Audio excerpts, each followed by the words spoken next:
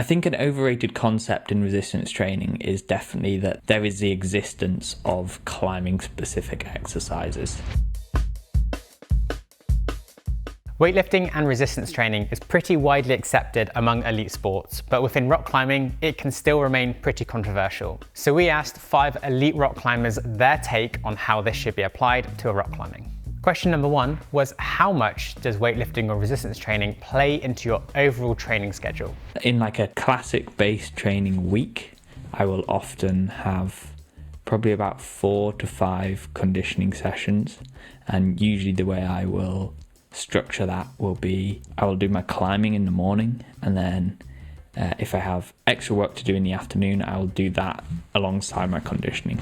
Generally, I try to space my conditioning across a week so I'm not hitting the same muscle groups day in, day out. So I'll try and make sure that each muscle group is relatively well recovered. I'd say sort of strength and conditioning, weightlifting, maybe makes up 10% of my training week. I feel like I do a little bit of conditioning after every session, but it might only be 15 minutes of just shoulder stability stuff, or even 15 minutes of flexibility. During more of a base phase, which typically for me in the past has been over the winter, I've put a lot more time into doing high volume of weight training, often at the end of sessions to supplement my climbing work. And then as I get closer towards more performance seasons, I've looked to take that out so that I'm feeling fresher for my climbing and feeling good when I get on the rock. So for me, during the base phases, that was roughly around 4 times a week, going for a couple of hours. And I would say that this is generally quite a high volume, but I've found that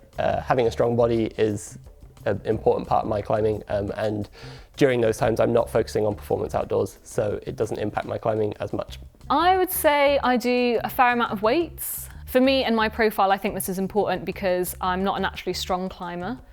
So I found that doing a bit more conditioning, a bit more weight and resistance training has really helped build out my profile. And I probably do maybe about half an hour to an hour at the end of a few sessions every week, instead of just a really bulk, big, long session. So weightlifting plays quite a big role in my personal training, and that's because it makes a big difference to my climbing. I do most of that training in the winter period, so probably from November at the end of my autumn trip all the way through to around March or April when I start thinking about the bigger summer trips. And I'll do 2 to 3 times a week, probably some quite heavy lifting workouts, and then I'll start to reduce that. And then in the summer, I pretty much don't do anything whatsoever, just whilst I'm climbing outside lots more, focused on the more endurance style climbing like trad. I think it's worth pointing out here that training frequency with this resistance training was quite high for pretty much everyone we asked. For Aidan, it was 4 to 5 times a week. That's the same for Johnny. And for Jen and Roz, they both said they did it pretty much after every climbing session. So they're probably a similar frequency as well. Pretty much all of these elite climbers are placing the resistance training after their rock climbing. And that's because they have to put more focus of prioritizing their rock climbing sessions.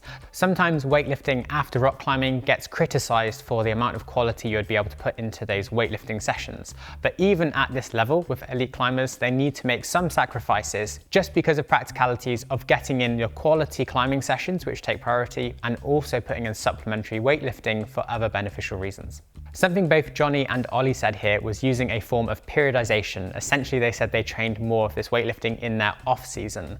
But when it comes to people like me and you that don't necessarily have really well-defined seasons or particular projects we're training for, this is not so easy to structure throughout our year. This ultimately gives us 2 options. One is that we might balance the training a little bit more throughout the year, but at a lower volume so it's more sustainable. The other option is to artificially place some form of periodization into our year, even if we don't have a particular season that we're focusing on. This allows us to switch between different training focuses and keeps the training a little bit more fresh and can be really motivating. Question number 2 is about understanding why these athletes are including resistance training into their programs. So I asked what the benefits of weightlifting resistance training are for their climbing. I'd say the benefits of weightlifting for my training are generally just getting stronger. I definitely found in the past, I just needed to do basic stuff like weighted pull-ups just for general strength. But I'd say now the main benefit I find is just shoulder stability and keeping all those little muscles switched on. And I find that really helps with things like just keeping good posture and then control on the wall, and then down the line that helps prevent injuries. The way I kind of view body strength training is definitely almost making my body more resilient than the positions I'll put it in on the climbing wall. Often when I'm climbing, I feel like my body has a bit more to give before my fingers kind of are tired. And so the body training work feels like it exposes me to like more intense stimulus than climbing normally would. Say if you're like redlining on your like shoulder strength on a move, but it's also at your absolute limit on your fingers, it's hard to really focus and dig deep on both of them. So if you're almost like overly strong in certain scenarios, it definitely feels like it gives you a little bit of leeway. I think weightlifting has really benefited my climbing. It's meant I've got more pulling power on the wall, my shoulders feel a lot stronger when climbing on the wall, and I just feel a lot more robust and connected when climbing. So weightlifting benefits my personal climbing because I do have quite a strong body compared to a lot of lighter climbers, and I really rely on sort of leg muscles and core muscles to really help me on the wall and make up for not being as good on smaller edges. So I use a lot of that muscular strength to get around some of my weaker areas in my performance. So I think for most people that have quite a lot more muscle mass, that is something that is really, really useful. And I personally find it makes a huge difference to my performance. So the benefits of weight training for me in my climbing personally is firstly injury prevention. I've not had the best track record of staying injury free. Fortunately for me, my fingers have always been quite healthy, but I have pretty much injured every joint from my head to my toe. Doing weightlifting has often meant that all my muscles are a bit stronger, so they're able to support the joints a bit more, which has helped prevent picking up as many injuries since I identified this as an issue. Alongside that, I also find that weight training really benefits my climbing style, as often I tend to pick more physical boulders with more reliance on strength than necessary technique. So having a strong body really helps with those kind of climbs. I'll summarize this one pretty quickly because you don't need me to tell you the obvious here. Number one is that it was used often to make the climber more resilient to injury. There's plenty of research done among many different sports which have shown that strength training reduces the frequency of injuries during a season. We think it's a pretty sensible decision to extrapolate this into climbing and use that strength training to protect ourselves from injury. Number two is about enhancing performance, and I particularly like how Aidan here says that gaining more strength can actually allow him a bit of a reserve to put more focused attention into other parts of his movement or technique. This concept is pretty well accepted among skill acquisition in the fact that being stronger can allow you to perform techniques better or even open up new movement options and techniques for you. If we take something like the paddle dyno, for example, that's pretty reserved for people with a lot of upper body strength. Question number three was a really simple one. I just wanted to know what their favorite exercise was or something they couldn't live without. My favourite conditioning exercise is probably weighted pull-ups. It's just really basic, and when I do this I feel really powerful when climbing on the wall. Don't know if that's just like placebo or that I just really enjoy that exercise, but this is definitely my desert island exercise that I could not live without. The weighted pull-ups I generally don't do all year round. I would maybe mix this up with some dumbbell workouts or something similar to that. But when it gets around to the time of year when I get to do my weighted pull-ups, I'm really psyched and I feel like I feel really good on the wall.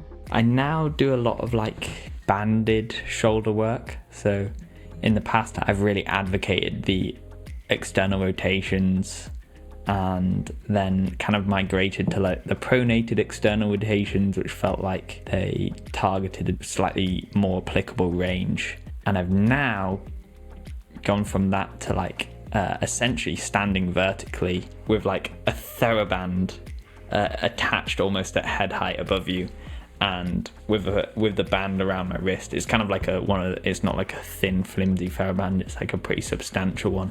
And with it wrapped around my wrist, I like retract my shoulder kind of at 90 degrees until it's kind of like parallel to my shoulders and like my chest, and then rotate at the end as well. So it kind of feels like it combines both retraction and rotation. The reason I really got into that initially is because when I'm traveling, taking a band is very reasonable, whereas carrying a dumbbell is not. My favourite exercise, I think for me, is definitely the low row.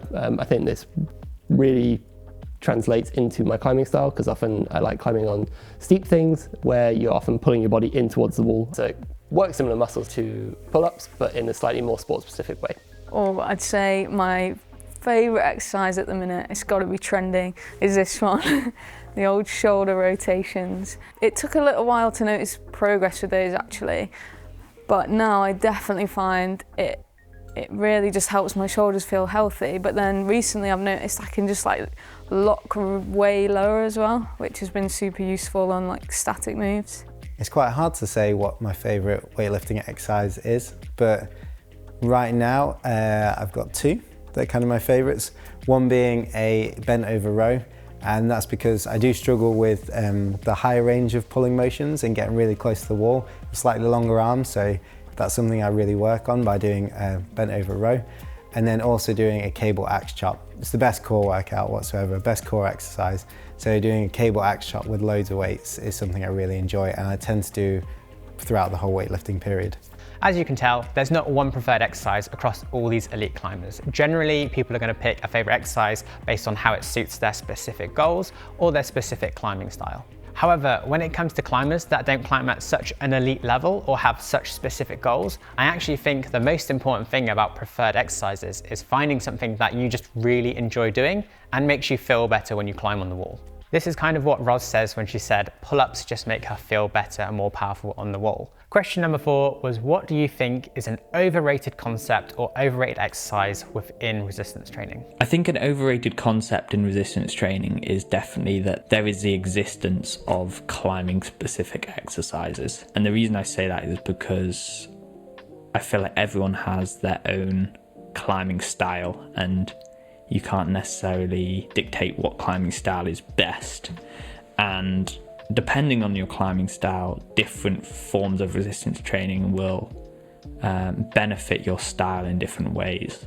I might go through a phase where I feel like I'm on really good form, climbing really well on rock, climbing really well on my board, and I'll have seen certain numbers in certain forms of resistance training going up, and I might see the metrics of my pull-ups be like really low and like kind of not that impressive. And it kind of really spotlighted the fact that climbing specific exercises are specific to your climbing. I don't know, being able to do a one armor or being able to do like add a certain amount of weight, which is good to have training based goals, but it's very easy in making those goals to be putting too much energy into something that is actually not benefiting your climbing at all. Sometimes I think people get too caught up on maybe conditioning, maybe sometimes it can be a bit overrated. I obviously think there's a definite value to this, but I think there's also really high value in efficient movement on the wall, good technique when climbing on the wall, and translating all of this strength that you have built in your base phase to the rock. And I think that's something that is quite underrated. So I don't actually think there are any